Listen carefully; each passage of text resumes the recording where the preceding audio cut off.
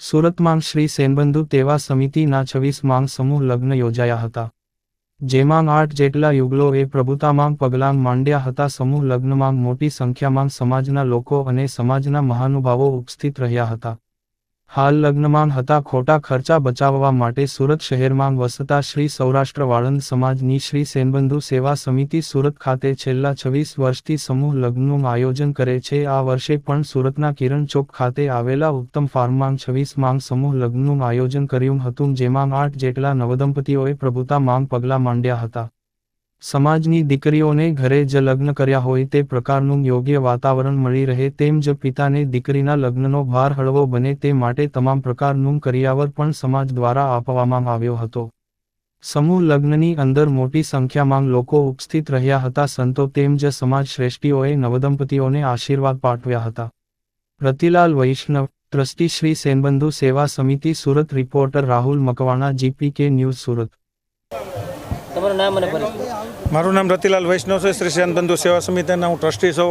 આજ રોજ તારીખ 8/2 અને શનિવારના રોજ શ્રી ઉત્તમ ફાર્મ પૂણા ગામ કારગિલ ચોક ખાતે આજ ભવ્યથી ભવ્ય સમૂહ લગ્નનું એક સફળ આયોજન કરેલ છે, જેમાં અમે 8 દીકરીઓના લગ્ન અને ખોબે ને ધોબે અમારા શ્રી ટ્રસ્ટીઓ છે, દાતાઓ શ્રી અને સુરત શહેરના જે યજમાનો છે એમને કરિયાવરના દાતાશ્રી તે ફૂલ અમને હેલ્પફુલ અને ફૂલ કરિયાવર આપેલ છે. અમે આજ રોજ જે અમારી સંસ્થા છે 25 વર્ષના વાણા વહી ગયા છે, આજ 26મો લગ્ન છે. અમને ખૂબ જ આનંદ છે. આજે સૌરાષ્ટ્ર અને ગુજરાતભરમાંથી અમારા જે સમાજના શ્રેષ્ઠીઓ છે એમનું પૂરું યોગદાન છે, પૂરો એમની હાજરી આપેલ છે અને નવ દંપતીને આશીર્વાદ આપી અને અમારો સમૂહ લગ્ન છે એ અમે અદ્ભુત અનુભૂતિ કરાવેલ છે. અને અમે આશા રાખીએ છીએ કે આપણો જે સમાજ છે સુરત, અમારો વાણંદ છે, સૌરાષ્ટ્ર વાણંદ સેવા સંઘ છે, અમને અમને જે દાન આપે છે હર વખતે એ અપેક્ષા રહે અને એવી અમારી સેનબંધુ સેવા સમિતિ. આ 26મા સમૂહ લગ્ન છે. 25મા સમૂહ લગ્ન ટોટલ આજે 8 દીકરીઓને અમે પરણાઈ રહ્યા છીએ.